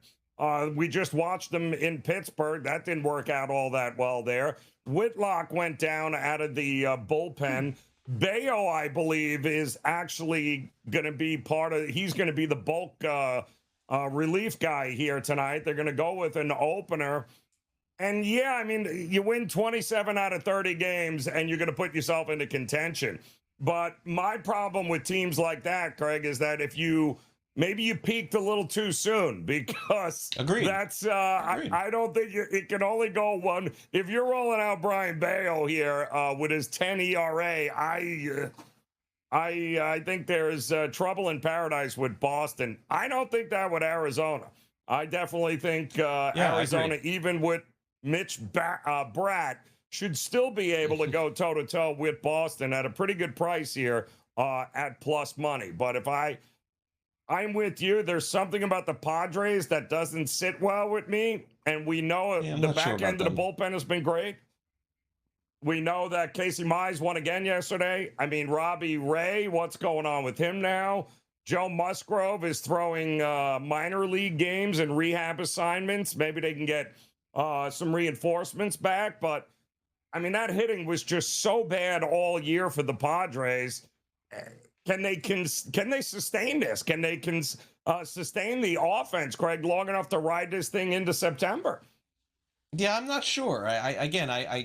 Me neither. I think they are good enough, but I still think Philadelphia is better. And I think the Diamondbacks have played consistently better for the majority of the season. So that's sort of my feeling on it. But I would also say, it's like splitting hairs. It wouldn't shock me at all to see, Philly out and Arizona in and San Diego in too. I look at Philadelphia's roster and I find myself wondering how with Schwarber and Harper and Stott and Luis Arias and Sanchez and Wheeler and all this great pitching that Philly has, and you're telling me that they're not as good as San Diego or as good as Arizona? I don't see it. Also, let's also not forget this. 2023. Go take a look at the standings in 2023 at the end of August. Cubs were in the same spot. Cubs did not make the playoffs. Cubs did not make the playoffs that year. And then they, of course, haven't been that good the last 2 years. But 2023, complete collapse. Dave Ross got fired.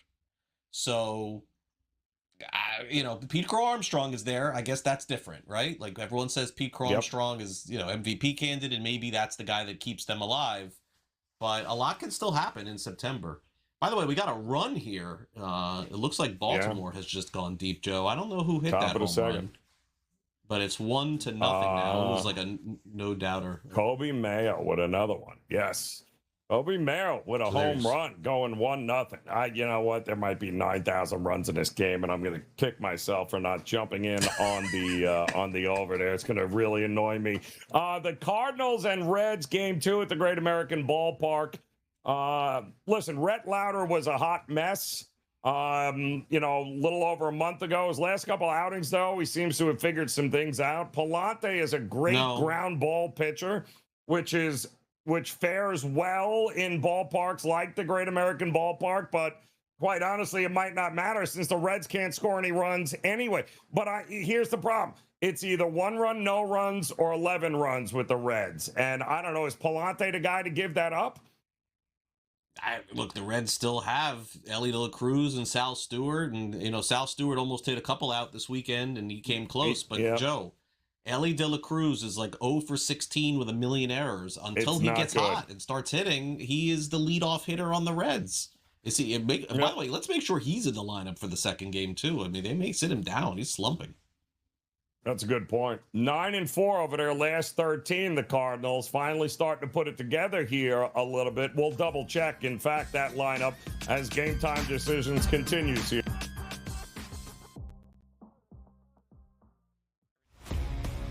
for me, Ohtani is the MVP, even if he pitches 15 games a year and that's it. The guy's the best hitter in baseball, or one of them, and pitches, even if it's 15 games a year and he's great, sign me up. I think he still wins, but I think I like the other investments there. Yeah, I would say we're in total agreement on this. Ohtani's going to win the award, but that doesn't mean that A, he's a good investment at this point, and B, another player isn't a good investment. Pro Baseball Today, only on SportsGrid. What Michigan has to play versus Penn State is insane. Like, instead of Big Ten teams worrying about SEC and all that, like, Michigan fans should not be happy about what Matt Campbell gets to walk into. James Franklin's got to be kicking himself. Penn State do not play Oregon, Indiana, or Ohio State. They avoided the entire Big Three of the it's incredible. In-game live, only on SportsGrid. You know, the dark days are ahead for the Warriors. And when Curry and Kerr and Draymond all leave, what are we going to be looking at that franchise that has been a mainstay of the NBA, you know, the face of the NBA and NBA playoffs for so long? Where are they going to be? So I see no issue with them bringing Draymond back. Why not? You have one last go at things with the trio that they still have there. But I see this as a very long season. Game time decisions, only on SportsGrid. Just can't win the big game. He can't get us in the big game. Well, we got to let him go now because we're tired. We'll keep the quarterback. So, you know what I've been saying? Okay, you kept the quarterback. Guess what? Mr. Lamar Jackson, it's on you now. Hey, absolutely. It's on you. Absolutely. Right? It's on Lamar. It is. It is totally on him now when the new coaching staff there. Outspoken with Dan Cilio, only on SportsGrid.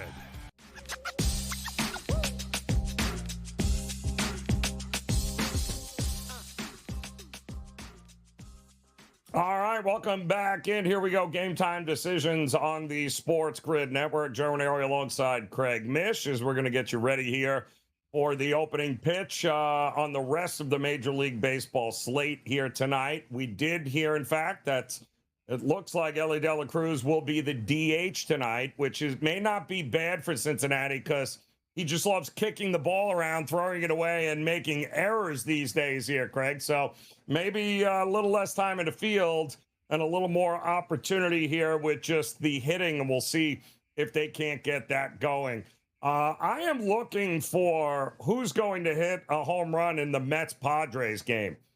And simply because the Padres have been hitting for a ton of power, but so have the Mets here over the last couple of weeks. Bichette, it feels like Lindor. It feels, I mean, these guys are really starting to swing the bat pretty well here. Now, City is not a great run park. In other words, you're not going to get it. They do suppress some runs there at Citi Field for whatever reason, but Walker Buehler and Nolan McLean's not going to give up a ton of runs, but the way they've been hitting for power, the Padres, Craig, are we getting a home run or two in this game? I don't think so. I really like McLean. I think he's by far and away the Mets pitcher, best Mets pitcher. They're pitching well. I'm still worried about them closing out games. I know Senga is being asked to close out games. That's the other problem. I don't know that he, that's the thing. I would expect the Padres to win the series, even though the Mets are playing well. And by the way, this could be a low-scoring game that the Padres come back and win 3-2 or 2-1, something along those lines. But I think McLean is going to pitch well. I've seen him pitch now probably once or twice in person, maybe 4 or 5 times on TV. He's a very solid number one starter in a rotation. He's a 1. And Walker Buehler is not. So I think it's a low-scoring, close game today that's probably decided by the bullpens. And then I would be concerned if it went down to the end with the Mets. Yeah, and McLean he's been frustrating at times this year because you know how good he is and how good he can be. And then sometimes you scratch your head going, what are you doing? But yeah, Walker Buehler, think there's definitely going to be a run or two. Maybe even the Mets team total might not be a bad look here tonight, especially early. Listen, your favorite team, the Athletics. Langoliers, right? Soderstrom, Nick Kurtz, all on the IL, right? And you know how much I love my first 5 with Michael Walker. I can't do it. I can't do it. Just the first 5, because I want Minus nothing to do 180 with on the Cincinnati or the no, Royals. first 5. I'm not that bullpen of the Royals. You and I both know. No, horrible. They also, if I'm not mistaken, arguably I don't think he's had that awesome of a year, but Michael Garcia has been one of the Royals' best hitters. He's back tonight. Yes. For the Royals. Yes. He's been on the injured list too. Caglione has had a good year. Look, it's either fade the A's the rest of the season or do nothing. Are the A's going to win 10 more games? Maybe they win 10 between now and the end of the season. So you don't want to be on the side where they win and you go against them. And maybe the Royals are just what the doctor ordered for them. But I ain't going to do it. Joe, you just illustrated it. They don't have Kurtz. They don't have Langoliers now. And they don't have Tyler Soderstrom. This lineup is like an absolute disaster for them. Their pitching is even worse. And quite frankly, their 10 wins, I will say this for them, they're probably going to have to come on the road because they are going to get absolutely hammered now at home with these teams coming in and scoring runs. Now they can't even catch up to them anymore. So on paper, this may be the easiest series they have, Joe, the rest of the season, but I can't do it. I can't take the A's.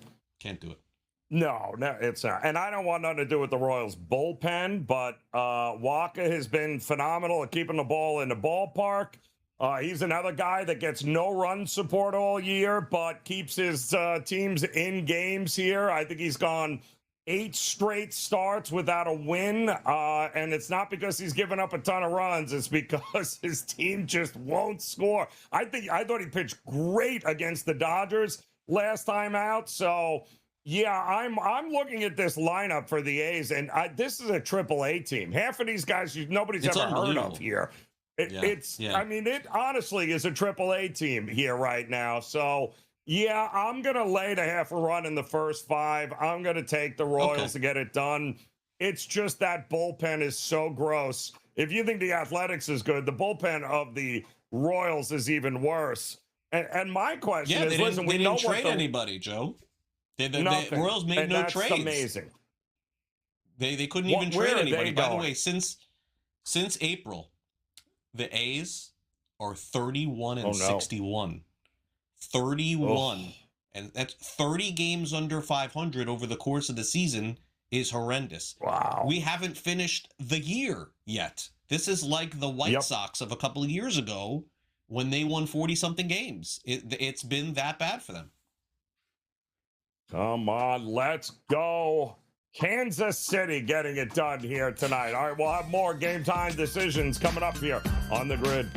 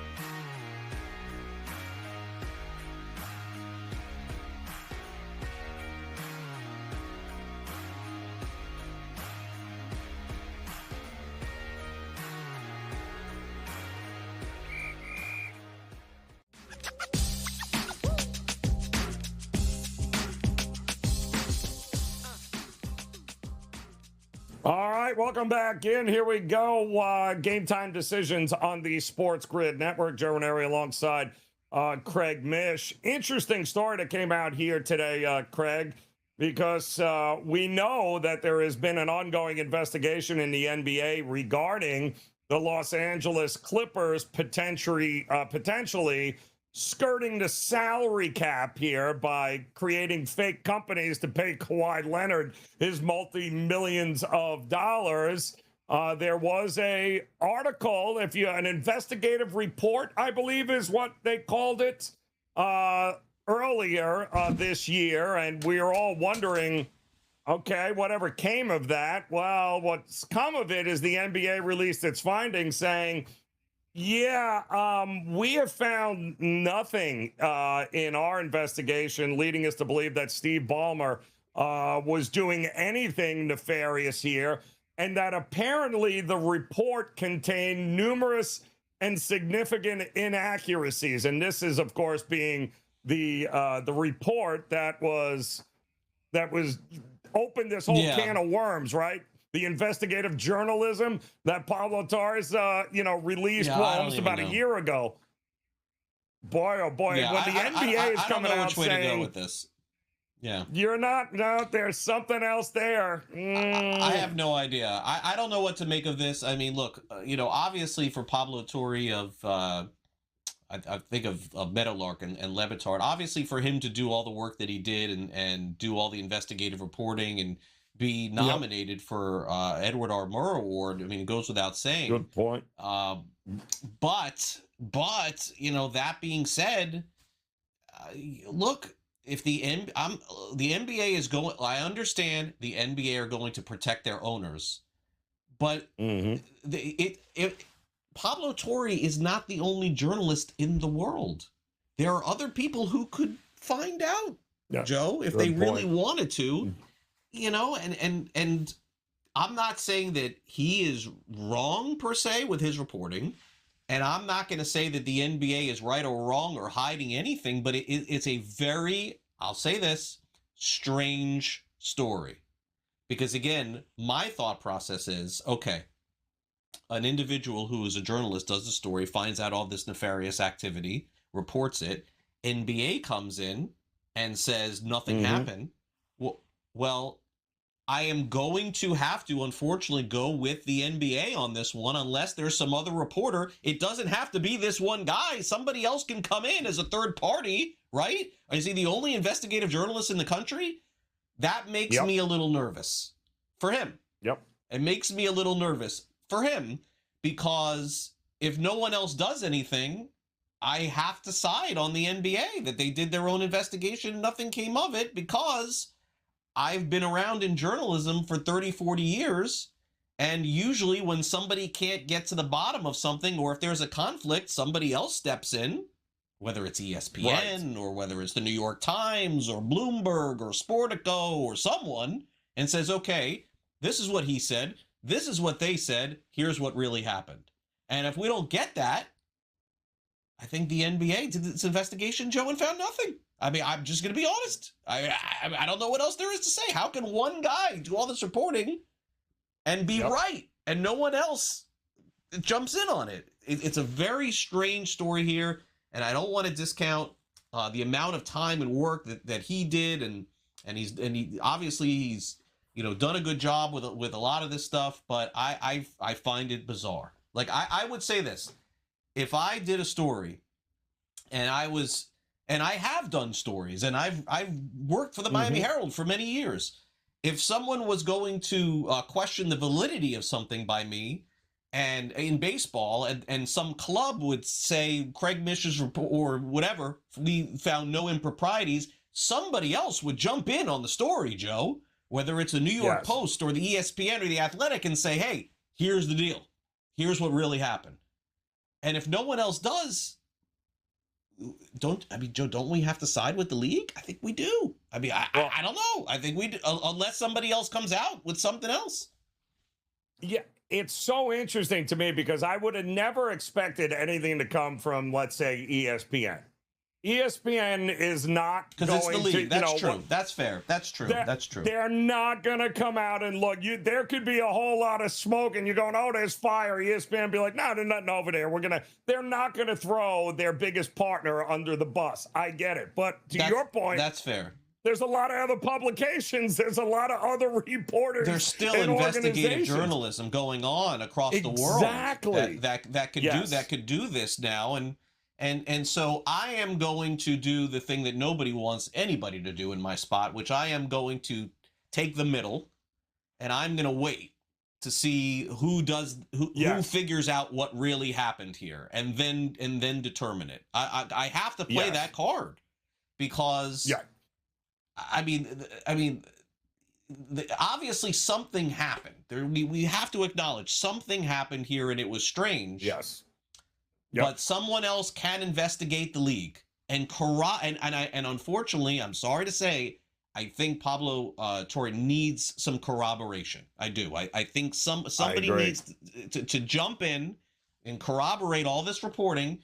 If it was me, I would feel the same way. Hey, you know what? And if I was in his spot, I would be giving the finger too and saying, hey, I'm standing by my reporting. If you want to corroborate me, go right ahead. If you don't, fine. But I probably wouldn't feel completely vindicated until somebody else said what I said. And I've been in that spot. Where I'm the guy that's covering something and somebody else jumps in and says, hey, what Craig Mish said was true. That what he said was true. Yeah. And it's vindication. It feels really good. I'll give you a good example. When the Braves a few years ago were chasing JT Realmuto, okay? They were trying to get him via trade, and I was reporting it constantly. The Braves were after him. They were trying to get him. The Braves, the guys who were the beat reporters for the Braves, Joe, they were crapping all over me, and they were saying it's not true. It's not true. It felt awful, Joe. It's why I don't crap on other reporters, because I've been in that spot, which is why I'm not crapping on Pablo Torre at all, because I'm sure he did a good job in his reporting. But it didn't feel good to be crapped on by other journalists. But what felt great, I agree, was at some point, I don't remember who corroborated my story. I don't know if it was Ken Rosenthal or John Heyman, said, hey, yeah, the Braves were really in on it. And I think even Anthopoulos acknowledged it, that they were too. And I felt like wanting to give them the finger, at that point. So, to end the story, Pablo Torre, who did this story, I bet he feels the same way. He can say whatever he wants, but I bet he would love for somebody to jump in on this and corroborate everything that's going on. And until that happens, I'm done with the story, Joe, but I'm playing the middle. I'm going to play the middle on it. I got to do it. I'm with you. I mean, listen, it's been nearly a year, right? They've been under the microscope.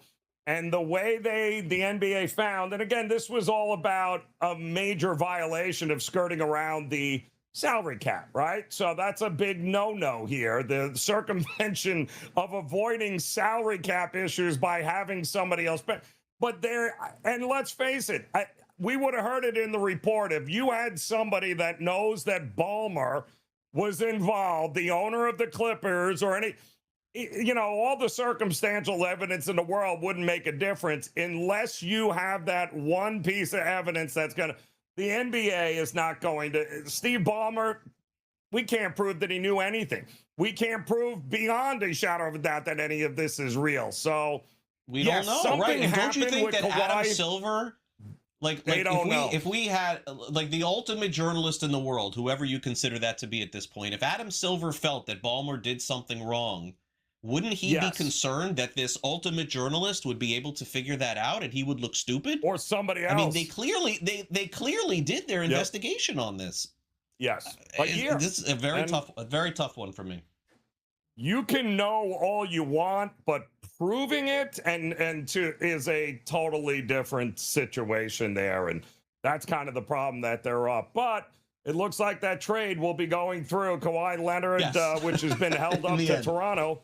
In the end, he's going to Toronto, guys. That's exactly what's going to be happening here. So Game Time Decisions will get you updated across the board as Game Time Decisions continues here on the Grid.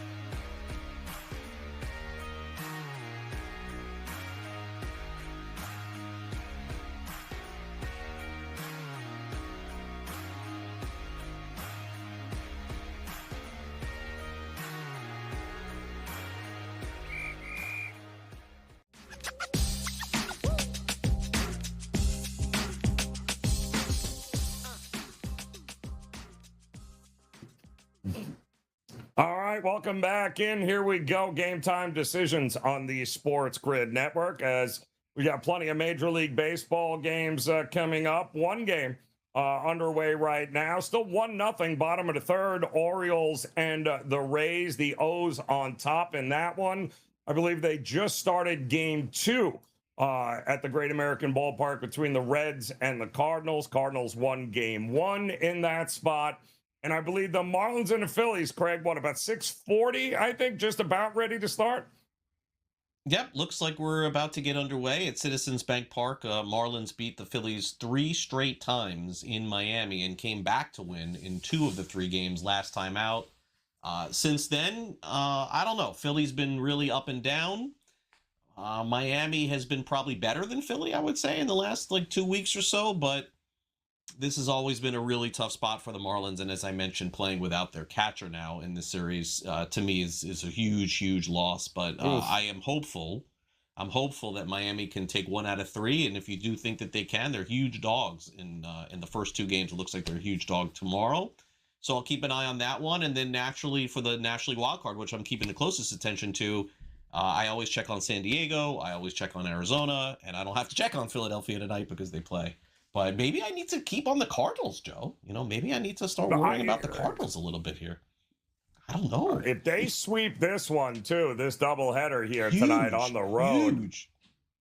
I mean, they have always played the Cubs very difficult. They're a tough out for the Cubs, even as and the Cubs just are head scratching sometimes. But listen, they've been a scrappy team all year, and somebody is going to get that third wild card spot. And it's likely going to be a team. There's going to be maybe 1 or 2 teams that are going to be a game, one game, one way or the other, that could have wrapped it up. But I am with you of the mindset that, listen, the Cubs likely going to get that number 1 wild card spot. But I'm also, especially after this weekend, I definitely think the Brewers have a shot at having the best record in Major League Baseball this year. Craig, do you? You think they're going to have the most wins? Too. Yeah.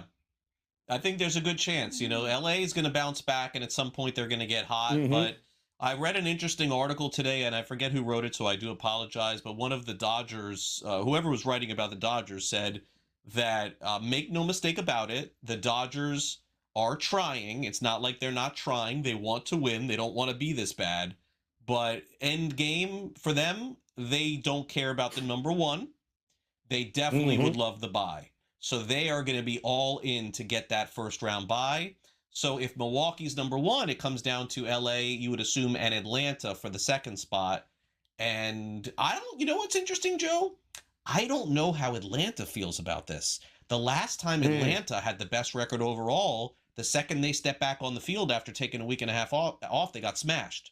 So I wonder if the Braves don't care one way or the other, if they have the bye or if they just go to war immediately after the season ends. I don't know. But apparently the Dodgers would love to just somehow be the 2 if they don't care about the 1. And that doesn't make sense.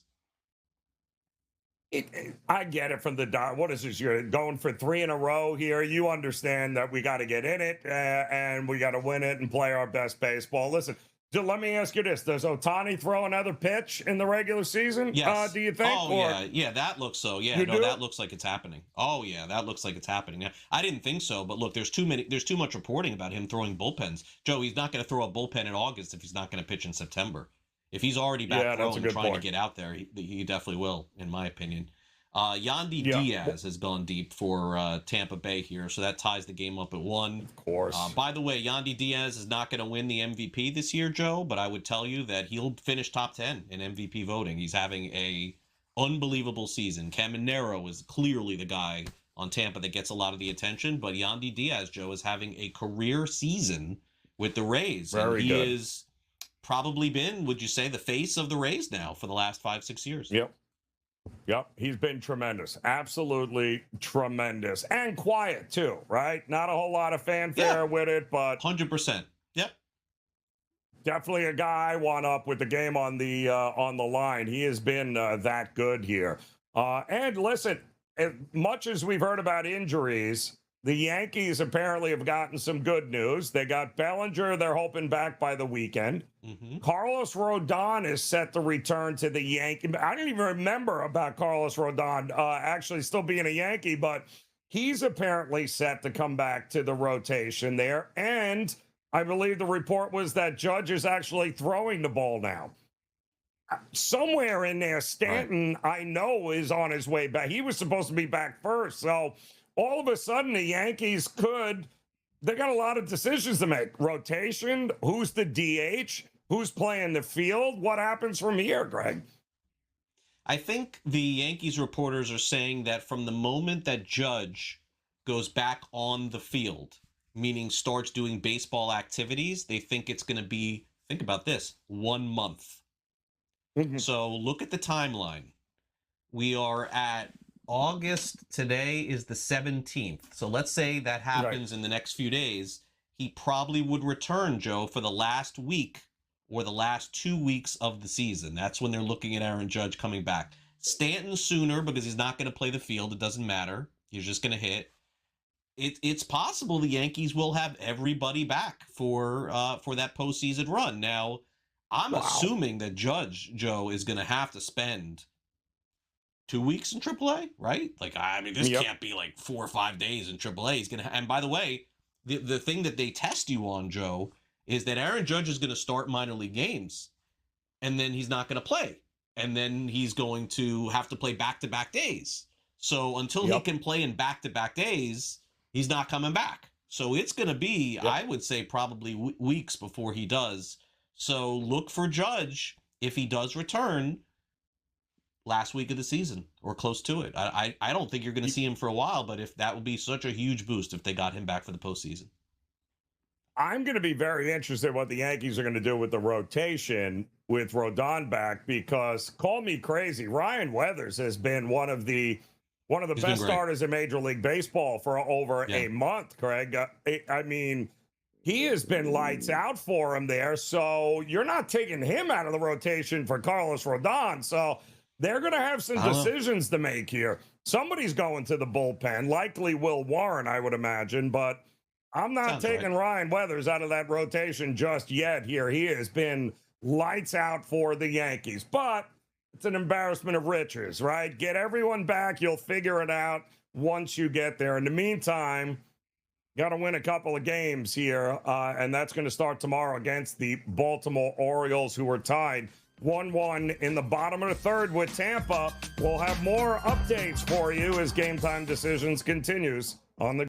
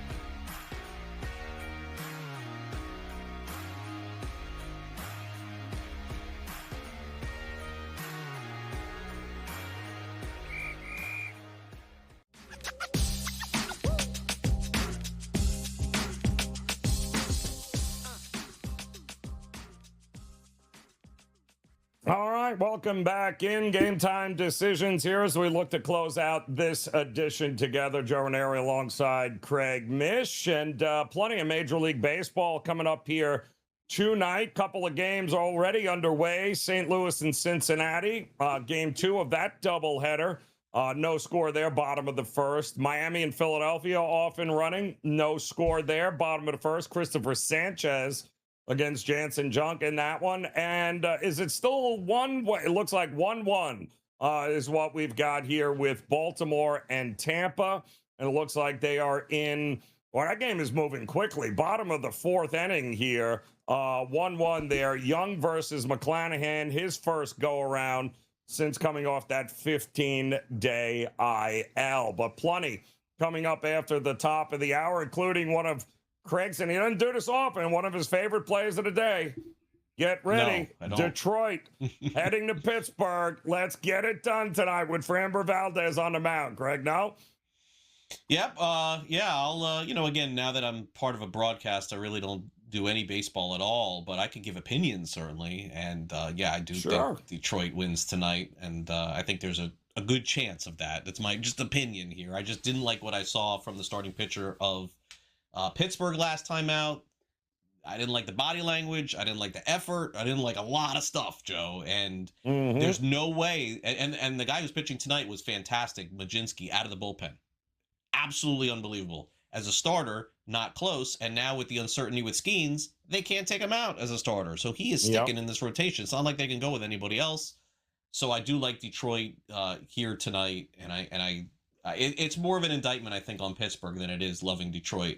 Meanwhile, the Reds almost finally scored a run. Oh, wait, did they score a run here? No, they did not. Yes, they scored. Oh, they did on the sac fly? Yes. Wow, the Reds are on the board. So they scored one today. They scored one the day before. They already have one in the first inning. They're off to a great start. That's it. Now, the question is, can they get past one run? Because they lost 2-1 already in game 1. They scored 1 yesterday. Well, we'll see. It's so far so good, though, in the bottom of the first inning in that one. Then you got Arizona and Boston. I like Arizona in this one here tonight at plus money. Mitch Bratt going, the lefty Mitch Bratt going there for Arizona. It's going to be all sorts of bullpen arms, openers, and Bayo pitching for the Red Sox, who and listen, Arizona winning 2 or 3 from Atlanta, I thought was impressive. And of course, the Red Sox losing 2 of 3 to Pittsburgh, not so much. But I like what I've seen from Arizona.